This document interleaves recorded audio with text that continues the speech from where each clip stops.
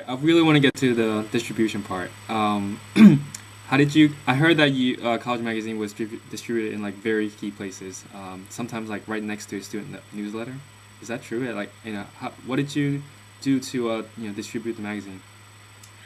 Well, so there are a couple components to what I'm doing. So the print magazine is one part of my business plan. Right. I would say the bigger vision of what I'm creating is online. It's at collegemagazine.com. It's, sharing advice for students to students nationwide. The print magazine, right now we're at 14 universities. It's a lot more difficult to get that out to, to over 200 universities. It requires more resources. It requires more, yeah, a much larger distribution. So it's a tricky process. But just the 14 universities that we're at, how we distribute it is I have a distribution company that we work with, and we've set up kind of an entire spreadsheet of every location on that campus. We just looked at the maps and we said, we want this in, pretty much every top building you can imagine. So the business schools, English schools, journalism schools, and we'll be specific. We'll say we want it by this bench because we want to make sure that students can pick up the magazine and take it with them around campus. And that's kind of the cool part about the magazine itself, having that tangible print side of this is that, on the campus environment, it's really easy to just kind of walk around and pick up a magazine, take it with you to class, bring it back to your dorm. It's a great environment for that, I guess. For print, it works, and Okay. it's a free magazine. Okay. All right. So my question is gonna be, if you were to start over again, would you go print first, or would you just go straight to online? I think when I started it, it made sense to be print first. If I started it today, I might be online first. But I don't think I would change anything because making a print magazine was definitely a learning experience. It's a challenge, and it taught me a lot. There are so many components that go into making a print magazine. You have the writing, you have the editing, you have the design, you have the logistics with the printer, the distribution logistics. I mean, when I first started out, I was personally handing out magazines on campuses, thousands of magazines. So it was a lot of hard work and sweat, but it was worth it. And the coolest part about handing out my own magazine was I got to see students pick it up and read it, and get their feedback. And I would ask them, what do you like, what don't you like? And that's also what's cool about having students as the team itself, as the writers and the editors, because they get to shape the magazine. They tell me, we want the sex articles towards the front, or we want an article about interviewing, Kim Kardashian, and we make it happen. So, but I guess back to your question, I would keep the magazine. It legitimizes us.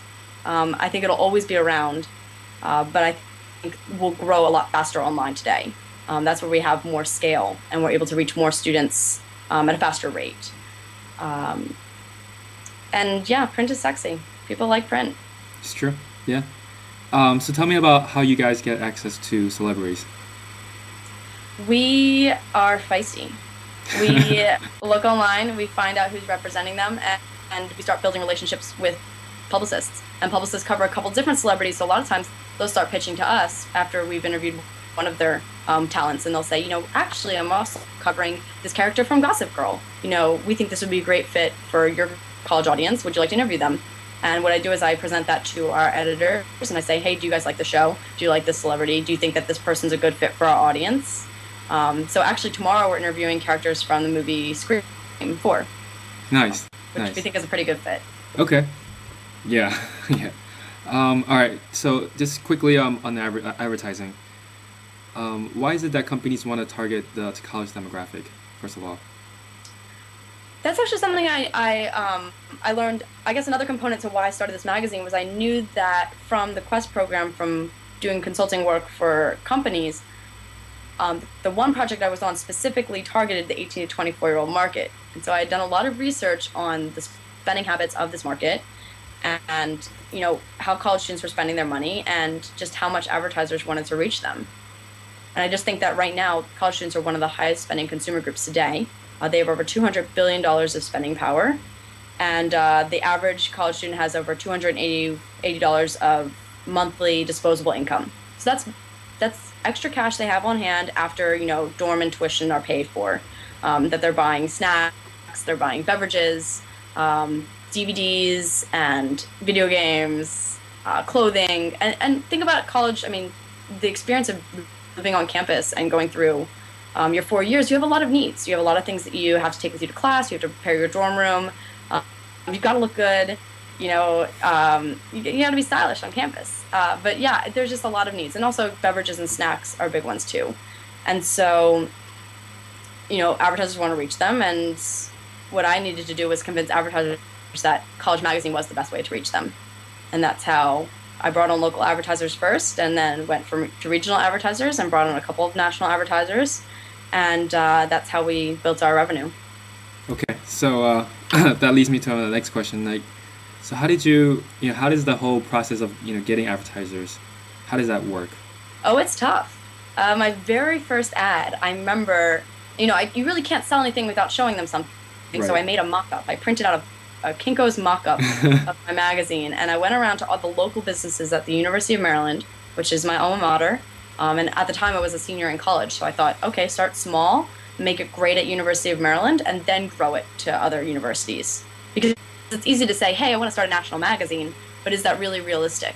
Once you start pricing out the cost of printing each of these magazines and the cost of distributing it, and even the time of writing all the logistics for where to distribute it, it's just not feasible overnight. So start small, make it great, and then build it was really the motto all along, which was a motto that my advisors had pretty much helped me with. So I went to people at the university and said, there's a Dingman Center at the University of Maryland, which is the Center for Entrepreneurship, and they've been my mentors throughout this entire process. So they initially, laughed at my idea to have a national magazine immediately. But so, so I started small. I went around to just different businesses at the University of Maryland, showed them my magazine and said, this is what students want to write. They're writing for it. This is what students want to read. And it's a great way to get your message out to them. And, would you like to support what we're doing and promote your establishment at the same time? And I sold my first ad. And I'll never forget, it was Santa Fe at the University of Maryland. It's like a restaurant and bar. And they said, okay, we're going to write a check right now. And they said, who do we make it out to? And I'm like, College Magazine, LLC. The next day I had to go to the bank and start up a bank account for College Magazine, LLC. Nice. You really learn as you go. What were they paying for? Because at the time you didn't have a magazine out. You didn't know how many students you were going to reach. So you know what I mean. Like, there's no numbers to back. It's a free magazine, so I didn't know how many students I was going to reach. So essentially, as many magazines as I was going to put out, that's how many students I was going to reach. Actually, by a factor of 4. That's what most magazines use as their pass-around rate.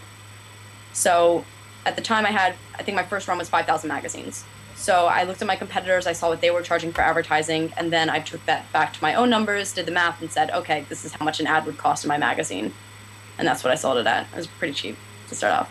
Okay, great. Finally, I just want to ask about, as a young entrepreneur, what advice would you give to other, young entrepreneurs as well? I would say my first piece of advice would be find out what you're passionate about. You gotta love it. You don't just want to start a business just for the sake of starting a business to hope one day that you'll make a lot of money. The money will come if you're passionate about your business, because sometimes it's going to be really hard and there are going to be days that you're going to want to give up. And the only thing that's going to keep you going is the fact that you love what you're doing. And I love College Magazine.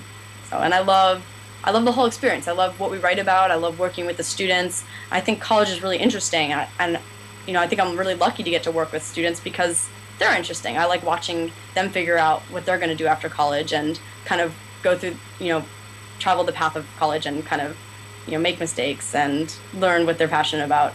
It's exciting to get to watch that. So I'm really lucky I get to do that, I think. And then the second thing I would say would be think scale.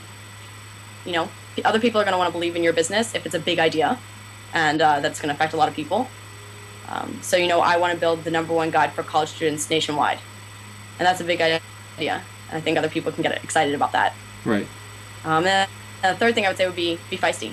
Go after it. A lot of people are going to tell you no. A lot of people are going to tell you it's not going to happen or it's too hard. Don't listen to those Debbie Downers. You just have to go after it. If you believe in it, you're passionate about it. Make it happen, and recruit your friends. I wasn't paying anybody anything. I just said, hey, this is a fun project we could work on. Would you like to write for it. I recruited a friend to design for it. Recruited students to take photos for it, and just people love being a part of it. And so you'll be really surprised to find just how your enthusiasm can really help other people want to get involved with what you're doing and support you. Okay. And what's coming up for College Magazine? What should we expect in the next, 6 months, year, maybe? Well, actually, 5 years? this week we're launching our new site, so I'm really excited about that. I was just in San Diego meeting with my creative team. So I have a business partner out there in San Diego who owns Jacob Tyler Creative Group, which is one of the top design and marketing firms out there. And so we're launching our new site, and it's going to be a lot easier to navigate. We have daily content. We're launching original videos. So a lot of exciting things for College Magazine. So stay tuned. Okay, great. All right, Amanda Nachman, thank you for the interview. And, I think this will be a very inspiring interview for other young entrepreneurs. Oh, glad I could help. All right, thanks. Bye.